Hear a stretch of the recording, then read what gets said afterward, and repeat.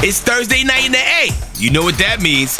Kelly Price and Tori McElhaney is coming at you on Rise Up Tonight, presented by AT&T. It's time! Do you like my Mariah Carey impression? I knew you were going to do it. I didn't know it was going to be that good. I had to pull it out because the most wonderful time of the year might have just gotten more wonderful for Falcons fans. How are the vibes? They have changed so much. It's honestly a Christmas miracle, you guys. It honestly is. And Santa delivering an early Christmas gift that they had put in big capital letters at the top of their wish list. Michael Penix Jr. as this team's starting quarterback moving forward. Plus, you got the red helmets this week. Let's huddle up about it, y'all. Let's huddle up with Kelly and Tori on the world of Falcons football.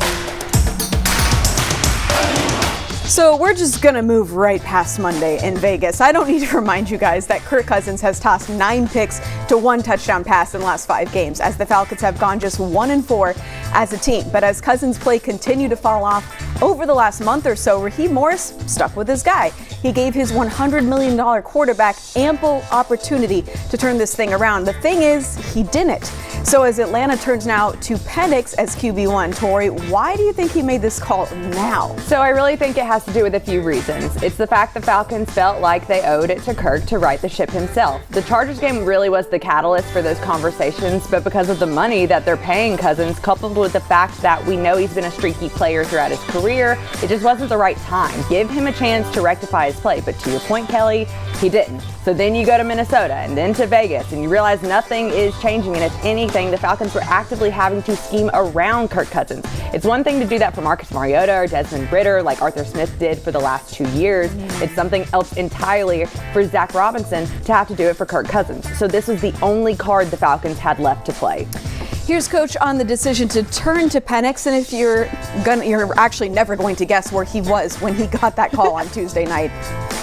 We were playing extremely well, so I'd be telling you a story if I didn't tell you I wasn't surprised right now how the last couple of weeks have gone and how we haven't been able to turn around and play a little bit better at the position in order to keep things going how we had. We've been digging as much as we can dig in order to make things work and try to get things going, and then, just last night came to the point that you wanted to make the decision to make the move. We wanted to play better at quarterback, and we felt like we got a chance to play a little bit better, and if we can go out there and play better at quarterback, who knows what can happen, I was actually shopping. I was shopping with my girlfriend. We was at Costco, and I got the call, and they told me that I was going to be the starting quarterback, for the rest of the season, and as you can imagine, it was some nerves, it was excitement, but I'm just super blessed to be in this position, super blessed to be on this team for the opportunity. Like I always say, my family, they always say, just trusting God, trusting the process, and go about each and every day, with that trust and belief that whenever it's your time, it's your time, and they called last night and they said it was my time. So.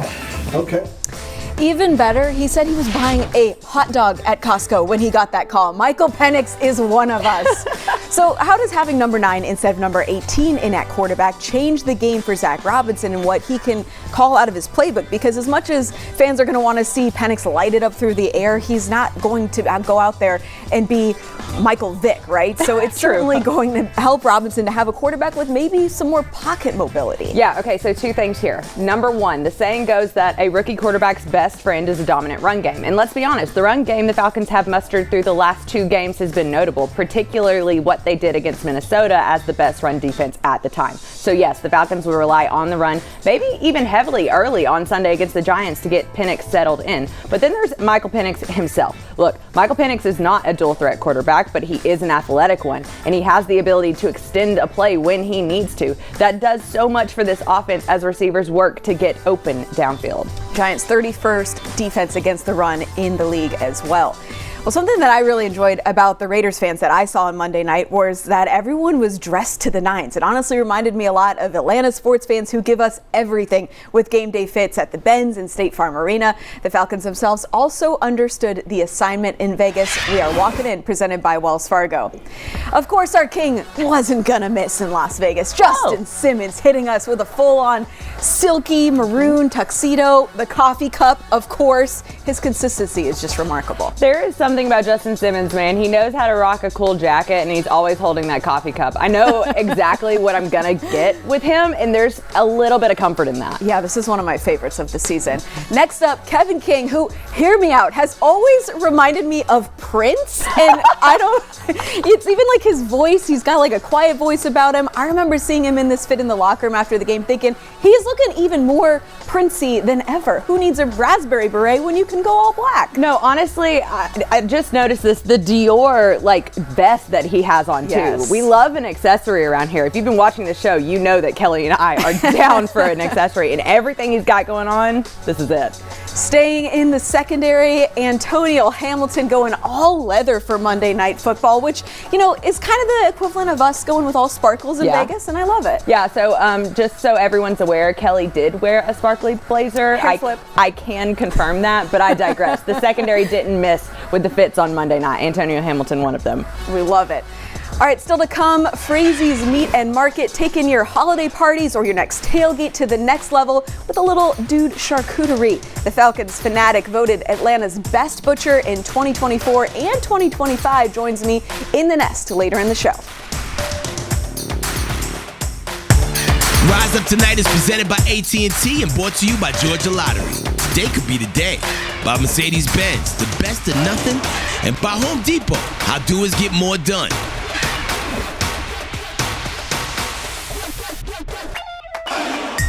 Falcons fans, do you ever wonder what's really on your favorite player's mind?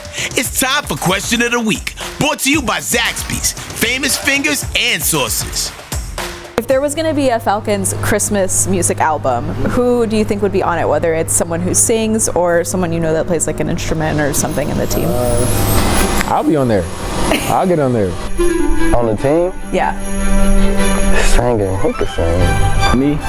Singer? I don't know why. I feel like Cadero, like Red would be like the lead singer.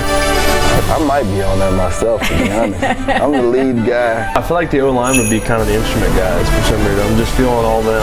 The whole O-line, for sure. The whole O-line. Dressing up, costumes, all that.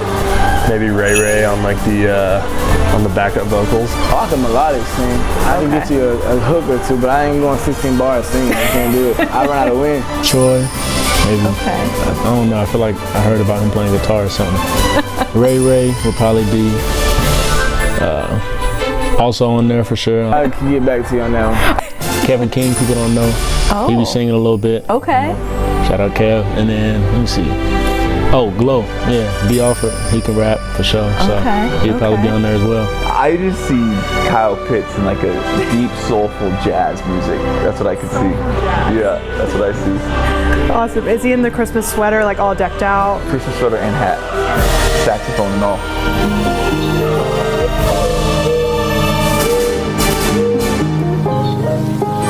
Arnett Buchetti. Okay. You got Zoe Carter, Matthew Judon. All right. Do they have the roles in mind? Are they all singing? Are they playing instruments? What do you think? I mean, those guys can do anything. Any role fits for them. I have Richie up there rapping. I like Jesse or AJ make the beat or something, produce the beat. I had cool lead singer. A really talented team, it sounds like. So I know they were joking for a lot of that, but a lot of them actually have musical backgrounds. Yeah. Ray has mixed a lot of music. He produces a lot. Grady Jarrett even plays the saxophone back in the day. That's why I was surprised no one said that. Yeah. That's why I included the instrument in the question. Darnell Mooney, I think, is trying to learn piano. Like, they got some musical geniuses. They don't even need anybody else to do it. They can do it all themselves. Well, I know I said earlier we're going to just kind of move on from Monday night, but we did want to talk about something that's becoming a trend. 3 straight weeks of the Atlanta Falcons tallying 4 sacks. We used to pray for times like these. I asked Zach Harrison after the game what has kind of been clicking, what's been different for these pass rushers. He said it's really as simple as A, executing, but B, they are gelling more and genuinely having more fun playing out there together right now. Tori? Yeah, so here's a quick stat for you. The Falcons are the only defense in the league with an active streak of at least 4 sacks in 3 consecutive games. The last time the Falcons notched this same feat was 20 years ago in 2004 when another lefty named Mike was quarterbacking the Falcons. Wow. But in all seriousness, I have to give credit to this defense and Jimmy Lake. I didn't think that the bye week would change the issues the Falcons had within their pass rush. But here we are, 4 weeks later, and it's a night and day difference for this unit. And I tip my cap to you, gentlemen. Well, this week, the Falcons and the Arthur M. Blank Family Foundation announced they're taking their support of high school football even further in 2025. Time for us to rise up for Atlanta, brought to you by Truist. Next year, every high school in the Peach State can get a grant to start a flag football program or support an existing one. Additionally, for tackle football programs, up to 50 Guardian caps will be available per school in 2025. The Falcons have really paved the way for flag football over the last 6 years. Now more than 7,000 girls participate at 270 Georgia schools. So many folks that we've heard from throughout this journey that they wish they had this in school when they were growing up. But now what we've seen is that this is allowing more girls to have the opportunity to play, and it's also giving girls who don't necessarily have a sport that they play with currently, now they're getting ready to introduce to a new sport, so we're creating new athletes. Yeah, I'm definitely one of those girls that would have taken advantage of flag football in high school. Well, stay tuned for your friendly neighborhood butcher who also rides and dies with his dirty birds in the nest next. Welcome back to Rise Up Tonight. Let's head in the nest with Kelly, Tori, and this week's special guest, brought to you by Mercedes-Benz. Got a really exciting In the Nest guest with us today, Mark Frazee, the owner and chef of Frazee's Meat and Market, the family-owned butcher shop and artisanal market in Riverside over in the Upper West Side. You guys have so much to offer at this store. I mean, I wish you guys could smell this through the camera because it's just wafting. It smells amazing. Thanks for joining us, bringing all this stuff. Tell me a little bit about some of the things that you got here. Obviously, this is all stuff that you can get at your store. Yeah, so I wanted to bring the neighborhood a little bit of a taste of everything that they can do for tailgating, they can do for catering events or stuff like that. So what I wanted to bring you is stuff that goes with the Falcons, what I like to eat for Falcons games. So we have our house smoked chili right here. We have our smoked wings. We have our pig skin charcuterie board, actually made with pig, which is great. Right? I love that. And then we have some sandwich options as well. And I also wanted to talk a little bit about our meat because we are a butcher shop foremost. So I brought a little bit of everything just so you could see what we have to offer. I love the football situation. Yeah, it's the pigskin, right? It's actual pig. I love it. You were actually voted best butcher in Atlanta last year. So tell me about that honor. I know you guys got a recent honor as well, kind of as a store. Yeah, so we're very lucky, blessed that we got all these honors, and we're just trying to bring the best product to the people. So up here, we actually work with an American Wagyu program that's straight out of Georgia, which is awesome. North Georgia, we bring in some of the best Wagyu you're going to find. We also have other things that you can't find at big box stores, like the tri-tip. A lot of people don't know where to find that at all. Well, now you do. You come to Frazee's and you can have those specialty cuts. Obviously, you have game day chili here as well. You have these dude charcuteries, as maybe I'll call them. Sure, right? Yeah, dude charcuteries, absolutely. A little approachable for game day. What are some game day options for Falcons fans who are like, oh man, that would be really cool to bring to my tailgate or Falcons party? Absolutely. So we'll start with the sandwiches. You can always, sandwiches before the game day is a perfect match. I have 3 of my sandwiches right here that are some of my most popular. We have our meatball sub, it's called the Boombatsky. We have our number 1, it's the ATL chop, ground Wagyu, Tillamook cheddar, onions, peppers, lettuce, tomato, and what I call the fancy sauce. It's a sauce I made up when I was in, I think, 6th grade. So I still run with it, one of the best burger sauces. And then me and my wife got to go to Italy, brought back this from Italy. It's called the El Michelaio, which means the butcher in Italian. Nice. Smoked porchetta. So you can always get a big sandwich box as well. You can do smoked wings. We smoke them right there in-house. My chili for chili tailgate is absolutely wonderful. We like to pair up with Georgia-grown products like Satisfied, pimento cheese. They're out of Athens, Georgia. Put a little Satisfied on that chili and it's the perfect topper. On the wings, we work with a great company, Coney Gold. They have 2 of the best sauces on wing sauce. They have a wingy sauce and the gold sauce. You put them together and it's the best wing sauce I've ever had. It's really good. So come in, get to try some Georgia-grown products, plus get to try some really good food. And all of this stuff is local. It's from Georgia, it's from the area, it's from the state. That's such a big part of what you guys do. Why is that important for you to do that? So as a small business owner, I want to help other small business owners, especially Georgia-grown small businesses. So I've paired up with a lot of people. You walk into a store and you can see, when I talk about hyper-local, the Powerful Pepper Company, the peppers are grown in our neighborhood in Riverside. That's so cool. It's, you know, it's as local as you can get. Our honey is from the neighborhood, that you can go in and buy Riverside honey. Oconee Gold, we put them with these wings. Best sauce you'll ever have. You mix the gold and you mix the wingy sauce, and you don't need anything else. Satisfied pimento cheese on top of the smoked chili is a great compliment, or accoutrement to the chili, sorry. Also the garlic sauce right here, perfect little spice up for the chili as well. Like I said, we were trying to keep as local as possible to support other local businesses. When you're going into this holiday season, shop local, shop small, go in, support your community, support your neighbors. You never know when you're going to go in and support a small business that you're going to help them get their kids into a ballerina class or something like that, right? Yeah. So that's how you're supporting your neighbors and your community. So this holiday season, obviously so many Falcons fans and other people that are watching this show right now are going to parties or, you know, whatever. Are there also like kind of holiday platters or options that you guys are selling? Absolutely. So we actually do catering as well through the butcher shop. We have our charcuterie boards. We do smoked pork loin. We do chimichurri encrusted strips. We do our collard greens are starting to become world famous, I believe. Wow. Barbecue braised collard greens. We have all sorts of sides. So it's not just sandwiches or smoked wings. You know, we do a salmon with a beurre blanc sauce on it. So we can do a little bit of everything. So we do corporate catering. We do just if you want to have a dinner party. We also do something that's really cool at the store.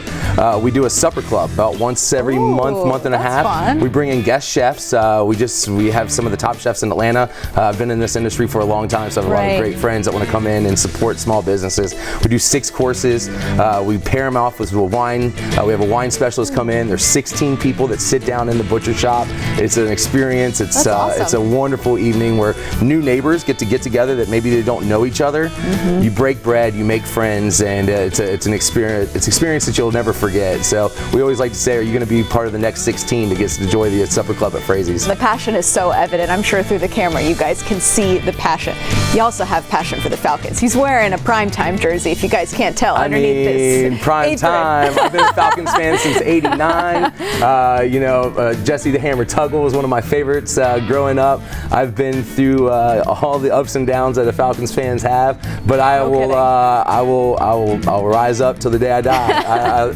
I love the Falcons more than any other team out there. So they're my passion. I go to as many games as I can. Right. We'll be at the game for the Giants. So nice. the tailgating in Atlanta is the best tailgating in any city. I've been to football games. We actually just got to go to the Denver game in Denver, and they don't have all this. No, come on now. Someone asked me, they go, so is it kind of the same, tailgating in Atlanta? And Denver's like, not even close. It was like walk down and smell. You'll see what we're talking about. You've clearly been riding the highs and lows with this team. I know the Super Bowl is kind of like a bittersweet memory for everyone, but can you think of like maybe a favorite Falcons memory or play or something, even growing up as a kid or something watching? Man, prime time. Prime time. Watching him return kickoffs is absolutely one of the best things ever. Watching him on, playing for the Braves and then the Falcons is one of the coolest things I've ever seen in my life. So definitely Deion is my main man right there. I've always rocked his jersey out. Ever since I was little, I've had one of his jerseys, and I'll keep rocking it out. Thank you so much for bringing all this stuff. I can't wait to dig in. Thank you for having me. I really appreciate it. Y'all come over to Riverside neighborhood, check out Frazie's Meat and Market. You'll see why we were voted the #1 meat and seafood shop in Georgia. So we like to show what we have. So come on in and check it out. Come see your friendly local butcher, guys. Thanks so much for joining us. See you soon. Rise up. We'll be right back on Rise Up Tonight. Hey Atlanta, this is Head Crack talking, and you watching Rise Up Tonight, presented by AT&T.